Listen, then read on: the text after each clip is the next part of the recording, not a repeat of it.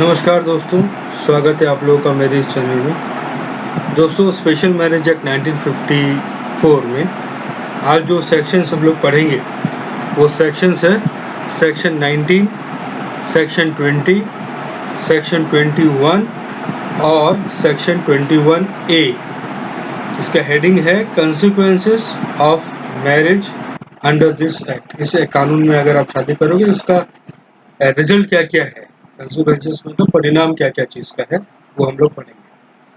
तो जो सेक्शन 19 है वो बोलता है effect of marriage on member of undivided family. Effect of marriage on member of undivided family, तो मतलब ये मोरलेस हिंदू के ऊपर में ये अप्लाई होता है।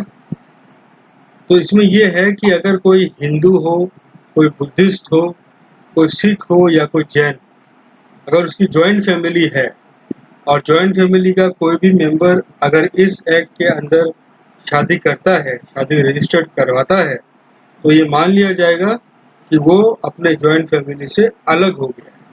ये सेक्शन 19। ठीक है, तो कोई भी मेंबर एक जॉइंट फैमिली का जो कि हिंदू हो, बुद्धिस्ट हो, सिख हो या जैन हो, वो अगर इस एक्ट के अंदर में या तो शादी करता है या कोई भी शादी को रजिस्टर्ड करवाता है, तो ये मान लिया जाएगा कि वो अपनी जॉइंट फैमिली से अलग हो गया, सीवियर। सेक्शन 20 जो है वो है rights and disabilities not affected by act. Rights and disabilities not affected by act, तो इसमें ये है कि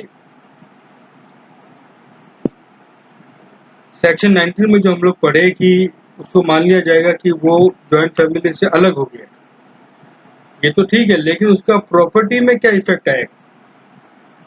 प्रॉपर्टी, जो जॉइंट फैमिली प्रॉपर्टी है उसके ऊपर क्या इफेक्ट आएगा? तो उसमें ये बोला गया है, सेक्शन 20 ये बोलता है उसमें कोई इफेक्ट नहीं आएगा। और इस केस में जो कास्ट डिसेबिलिटीज रिमूवल एक्ट है 1850 का, 21 of 1850, caste disabilities removal act 1850, 21 of 1850 का जो है वो अप्लाई हो जाएगा।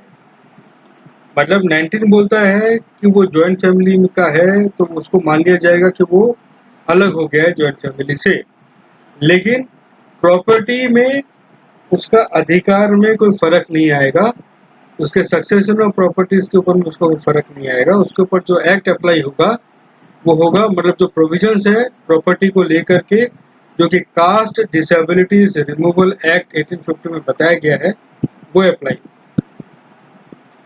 ठीक है, अब आओ सेक्शन 21 में। सेक्शन 21 क्या बोलता है?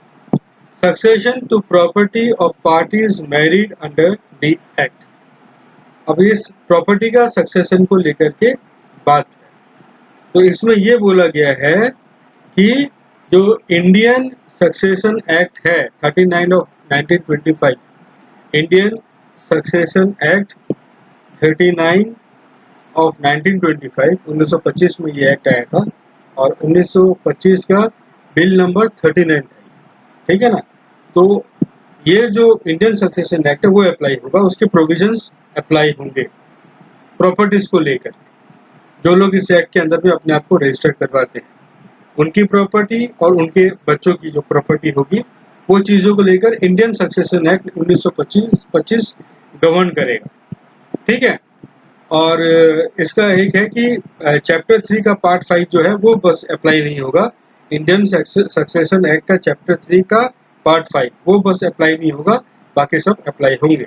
अब इसका एक सबसेक्शन है 21A। 21A क्या बोलता है कि एक पार्टी हिंदू, बुद्धिस्ट, सिख या जैन है और जिससे वो शादी करता है, मतलब दूसरा पार्टी भी हिंदू, सिख, जैन या बुद्धिस्ट है, तो जो ऊपर का जो सेक्शन 19 है वो अप्लाई नहीं होगा और सेक्शन जो 21 है वो भी अप्लाई नहीं। ये 21A बोलता है। 21A क्या बोलता है? अगर दो हिंदू, दो सिख, दो जैन, दो बुद्धिस्ट या इन्हीं में से किसी आपस में अगर शादी होती है तो सेक्शन 19 भी अप्लाई नहीं होगा, सेक्शन 21 भी अप्लाई नहीं होगा।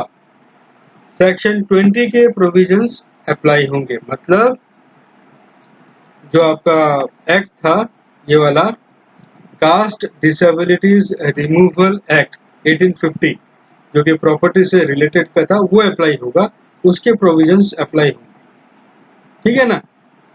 तो यही है आपका, ये थोड़ा सा कम्बरसम है। हम लोग जब हिंदू लॉ पढ़ेंगे, इंडियन सक्सेशन एक्ट वगैरह पढ़ेंगे और क्लियर है। तो थोड़ा कंफ्यूजन ये क्रिएट करता है कि एक समय में बोलता है कि वो एक्ट अप्लाई होगा, एक समय में बोलता है कि इंडियन सक्सेशन एक्ट अप्लाई होगा। तो ये इस एक्ट में यही है, सीखने के लिए पूरा कंप्लीट एक्ट का पूरा आइडिया होना पड़ेगा, उसके साथ वाले एक्ट का पूरा आइडिया होना पड़ेगा, फिर ही हम लोग समझ पाएंगे कि एक्चुअली क्या बोलता है। Bare act is very straight forward, बहुत स्ट्रेट फॉरवर्ड, तो समझने में, इंटरप्रिटेशन में ही थोड़ी दिक्कतें।